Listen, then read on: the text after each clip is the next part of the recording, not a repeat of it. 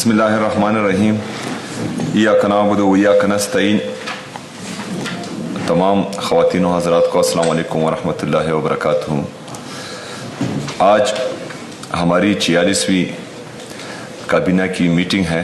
सबसे पहले तो मैं अपने लीडर अपने कायद जनाब इमरान खान साहब को जो कैद तन्हाई में रखा गया है और उनसे उनकी फैमिली और दोस्त व अकारिब की मीटिंग नहीं हो पा रही और तकरीबन 90 दिन से ज़्यादा हो गए हैं और इसमें सिर्फ जो है तकरीबन आधा घंटे की मीटिंग हुई है और बाकी जो है उनको कैद तन्हाई में रखा गया है, किसी को छोड़ा नहीं जा रहा।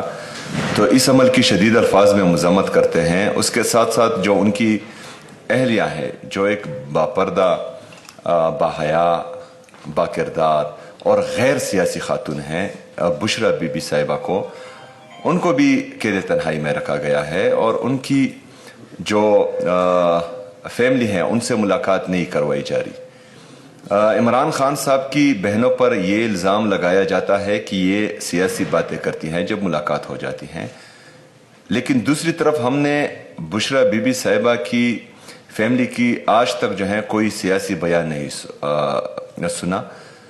तो एक तरफ तो ये बयानिया गढ़ा जाता है कि सियासी बयान आते हैं, दूसरी तरफ जो है बिल्कुल एक बयान भी नहीं आता और उसके बावजूद भी ना उनको मिलने दिया जा रहा है और ना ही जो है उनको सर्दी का सामान मुहैया किया जा रहा है। तो ये जुल्म किया जा रहा है और सख्त तरीन डिक्टेटरशिप में, अमरीत में भी इस तरह नहीं होता था। जिस तरह के ये हुकूमत, जो जाली हुकूमत हम समझते हैं, अवामी मैंडेट पर डाके से आई है, वो तमाम अमरीत के रिकॉर्ड्स इस वक्त तोड़ रही हैं। तो इस अक़दाम की हम शदीद अल्फाज में मज़म्मत भी करते हैं और ये मुतालबा भी करते हैं। सूबाई हुकूमत खैबर पख्तूनख्वा की ये मुतालबा करते हैं कि जल्द अज जल्द जो है इमरान खान साहब की फ़ैमिली की और बुशरा बीबी साहिबा की फ़ैमिली की मुलाकात उनसे करवाई जाए। जो सर्दी का सामान है वो जल्द अज जल्द उनको मुहैया किया जाए और उनके हवाले से जो तशवीशनाक ख़बरें आ रही हैं तो वो कौम के सामने लाए जाएं और कौम को आगाह किया जाए कि वो किस हालत में है। दूसरा, जैसा कि आप सबको मालूम है कि खैबर पख्तूनख्वा में एक दफ़ा फिर मिलिट्री ऑपरेशंस को मुसल्लत किया गया है। खैबर पख्तूनख्वा की हुकूमत ने आज रिकॉर्ड पर ये आना चाहिए और ये तमाम दोस्तों के इल्म में होना चाहिए कि खैबर पख्तूनख्वा की हुकूमत ने, सूबाई असम्बली खैबर पख्तूनख्वा ने किसी भी मिलिट्री ऑपरेशन की इजाज़त नहीं दी।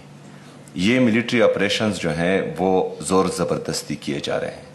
हमारा ये मौक़िफ़ है, सिर्फ हमारा नहीं, सिर्फ पाकिस्तान तहरीक इंसाफ का नहीं, जितनी भी हमारे सियासी और मजहबी जमातें हैं खैबर पख्तूनख्वा की, उनका भी, हर मकतबा फ़िक्र के लोग जिनको हमने सूबाई असम्बली के छत के तले जमा किया, तमाम का ये एक ही मौक़िफ़ है कि मिलिट्री ऑपरेशंस किसी भी मसले का हल नहीं है। हल क्या है? हल ये है कि जब हम समझते हैं कि 22 बड़े मिलिट्री ऑपरेशंस और 14,000 इंटेलिजेंस बेस्ड ऑपरेशन हम कर चुके हैं और दहशतगर्दी को हम ख़त्म नहीं कर पा रहे, तो इसका मतलब यह है कि तमाम स्टेक होल्डर्स को, तमाम कबायली और पख्तून मशरान को, तमाम सियासी और मजहबी जमातों के मशरान को, इनको बिठाया जाए। वफाक और सूबा, तमाम जो हमारे सिक्योरिटी फोर्सेस जितने भी हैं वो बैठे एक जामा लायामल बनाएं। तो इसी तरीके से ही मुस्तकिल और पायदार अमन सूबे में भी आ सकता है और पाकिस्तान में भी आ सकता है। लेकिन अगर कुछ लोग ये समझते हैं कि बंद कमरों के फैसले हम मुसल्लत करेंगे तो इसका नुकसान ये होगा कि 9 अप्रैल 2022 में पाकिस्तान का जीडीपी ग्रोथ 6.1% था, लेकिन रिजीम चेंज ऑपरेशन के बाद जब बंद कमरों में फैसला किया गया और एक जमहूरी हुकूमत का तख्ता उल्टा गया, तो आज 3 साल बाद वही जीडीपी ग्रोथ जो है वो 2.6 से 3% तक जा रहा है। जो बैरूनी कर्जे थे वो तकरीबन 43,000 अरब रुपए से, बैरूनी और अंदरूनी कर्जे 43,000 अरब रुपए से 80,000 अरब रुपए तक पहुंच चुके हैं। नौजवान मुल्क छोड़कर भागने पर मजबूर हैं। मुल्क छोड़ने पर मजबूर हो गए हैं। अगर आज ऐलान किया जाए कि कौन कौन पाकिस्तान को छोड़ना चाहता है तो आधे से ज्यादा नौजवान पाकिस्तान छोड़कर बैरूनी मुल्क चले जाएंगे, क्योंकि बेरोजगारी बढ़ गई है, महंगाई आ गई है। तो ये तमाम जो नुकसानात हम देख रहे हैं, जो पाकिस्तान पर अभी इम्तिहान का वक्त है, ये बंद कमरों के फैसलों का नतीजा है। इसके साथ साथ सिर्फ ऑपरेशन से लोग बेघर नहीं होते, इस पर सूबे के वसाइल भी लगते हैं। हमें एक तो अपना हक नहीं दिया जाता, जो 4,758 अरब रुपए से ज्यादा अभी तक बन चुके हैं, एक तरफ वो नहीं दिया जाता, दूसरी तरफ हम पर जो है मिलिट्री ऑपरेशंस मुसल्लत किए जाते हैं। तो इसकी मद में सिर्फ इनखिलाब पर और उनको जो है रिलीफ देने पर तकरीबन हमारे 20 अरब रुपए अभी तक लग चुके हैं। अगर ये ऑपरेशन जारी रहा तो ये तकरीबन 100 अरब रुपए से ज्यादा इस सूबे को नुकसान देगा। इसमें वफाक हमारे साथ कोई कंट्रीब्यूशन नहीं कर रहा। जो हमारे बका खेल के TDPs हैं, जो टेम्पररी डिस्प्लेस पीपल है, उसका वादा हमारे साथ मरकज ने किया था कि इनको हम पैसे देंगे, लेकिन 7.5 अरब रुपए सूबा अपनी जेब से दे रहा है। तो ये ऑपरेशंस की मद में हमारे साथ सिर्फ नाइंसाफी नहीं हो रही, हमारे साथ जो है डेवलपमेंट स्कीम्स में भी नाइंसाफी हो रही है। इधर नॉर्दर्न बाईपास है जो 2010 में शुरू किया गया था, जिसकी इनिशियल कास्ट तकरीबन 3 अरब रुपए थी, वो अभी तक मुकम्मल नहीं हुआ और आज के दिन वो 31 अरब रुपए तक पहुंच चुका है, लेकिन वफाक जो है उसको बनाने में सीरियस नहीं है। तो हमने मजबूरन सूबाई हुकूमत खैबर पख्तूनख्वा ने उसको तकरीबन 5 अरब रुपए देकर एक्सपेडाइट किया है, ताकि वो जल्द अज जल्द मुकम्मल हो और खैबर पख्तूनख्वा की आवाम को रिलीफ दिया जाए।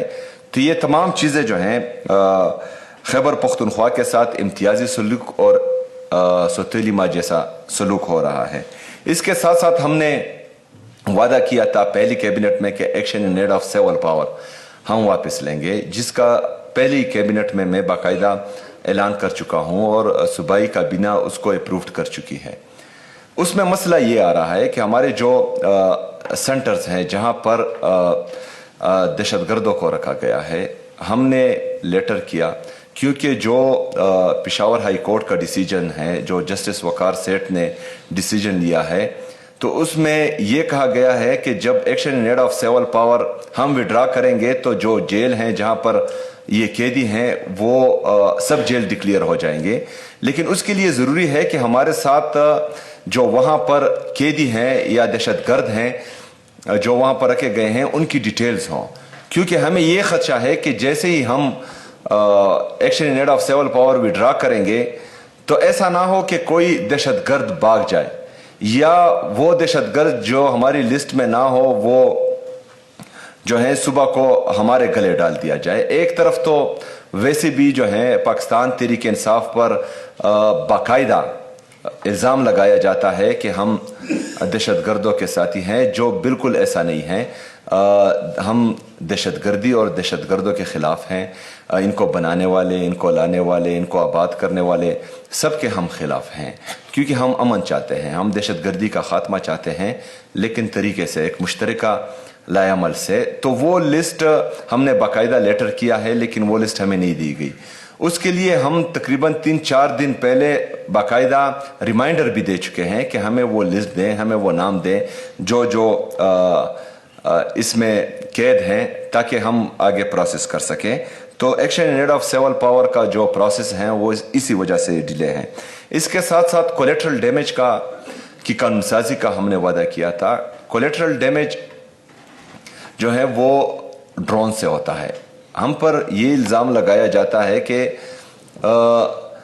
आप जो है आर्मी के ख़िलाफ़ बात करते हैं और कोलेटरल डैमेज जो है वो दहशतगर्दों के मारने में फिर जो है कोई एक बंदा शहीद हो जाता है, सिविलियन, तो क्या बात है। इसमें इस तरह है कि दहशतगर्द जो आते हैं वो एक अक्रॉस द बोर्ड सबके लिए आते हैं। वो ये नहीं देखते कि ये सिविलियन हैं, ये नहीं देखते कि ये मस्जिद है, ये घर है, कोई बाजार है, फौजी हैं, पुलिस ऑफिसर हैं, CTD वाला है या कोई भी एहलकार है, वो ये नहीं देखते। वो आते हैं दहशत फैलाने के लिए, लोगों को मारने के लिए, चाहे वो कोई भी हो। हम अगर अपनी आर्मी से गिला करते हैं तो आर्मी हमारी मुहाफिज है। अगर हम सिक्योरिटी फोर्सेस से ये गिला करते हैं कि कोलेटरल डैमेज में मासूम लोगों की शहादतें हो रही हैं, तो हम अपनों से गिला करते हैं, क्योंकि हमारे जहन में ये है कि ये हमारे मुहाफिज हैं और ये हमारी हिफाजत करेंगे।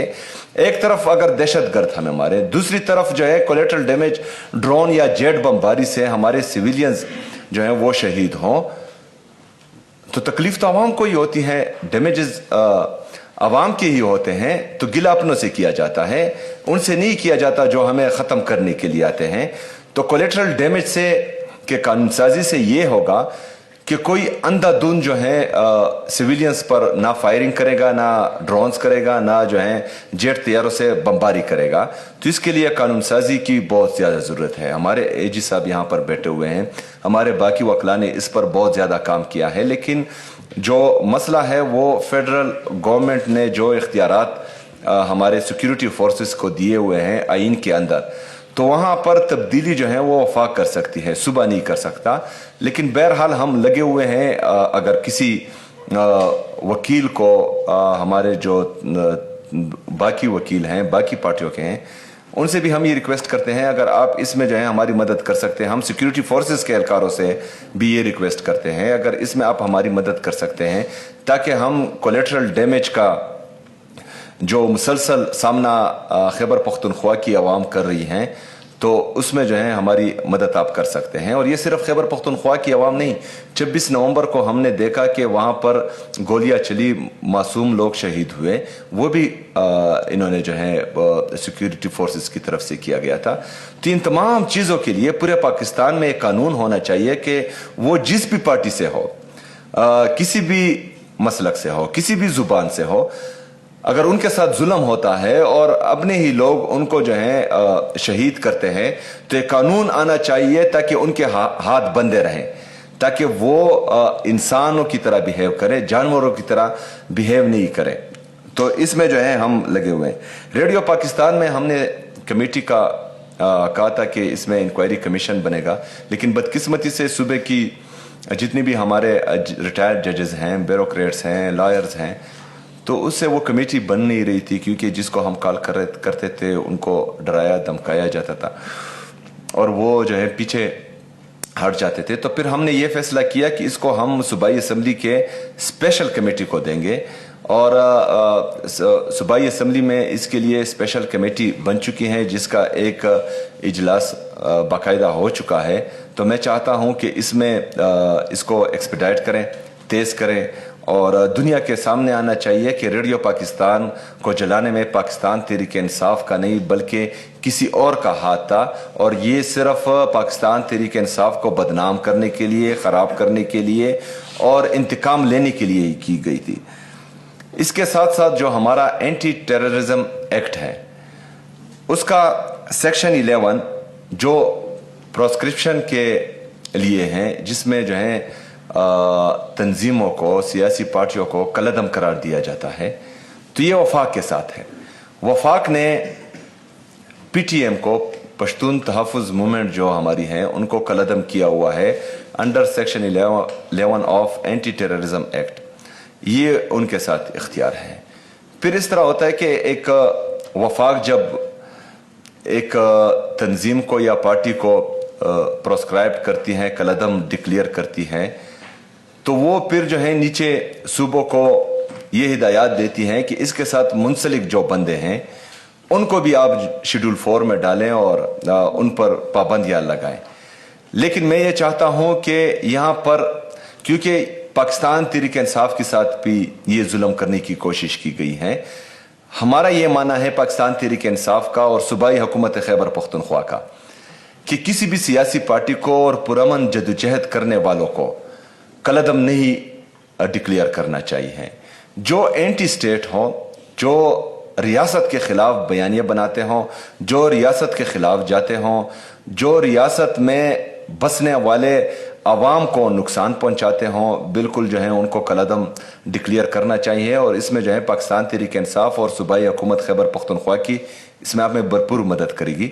लेकिन मैं अभी ये चाहता हूं, क्योंकि इसमें मैं जिनको जानता हूं कुछ सियासी शख्सियात भी शेड्यूल 4 में आई हुई हैं, तो मैं अपने एडमिनिस्ट्रेशन को और ब्यूरोक्रेसी को ये हिदायत देता हूँ कि इसको रिविज़िट किया जाए। जो हमारे सियासी कारकुनान हैं जिनको शेड्यूल 4 में डाला हुआ है तो उनको शेड्यूल 4 से रिलैक्स किया जाए, और जो लोग सियासी जदोजहद और पुरअमन जदोजहद करते हैं उनका ये पूरा हक है कि वो इस सूबे में और पाकिस्तान में अपनी जदोजहद जारी रखे। इसके साथ साथ आज मैं ये हिदायत भी देता हूँ कि इलेक्शन रिगिंग, 8 फरवरी के इलेक्शन जो रिग्ड हुए हैं, जो जिस पर डाका डाला गया है, और ये पाकिस्तान तहरीक इंसाफ का मैंडेट था जो पूरे पाकिस्तान में इस पर डाका डाला गया है। उसके लिए पूरे पाकिस्तान में तो हम कुछ नहीं कर सकते, लेकिन खैबर पख्तूनख्वा में ये कर सकते हैं कि हम सूबाई असम्बली में इसके लिए स्पेशल कमेटी इंशाअल्लाह ताला बनाएंगे, और इसमें हम तमाम सूबाई मुलाजमीन को, जो सूबे के मुलाजमीन हैं, उनको बुलाएंगे इंशाअल्लाह, उनसे पूछ-गछ करेंगे, और ये इसके लिए भी स्पेशल कमेटी बनाने की हिदायत देता हूँ। शुक्रिया।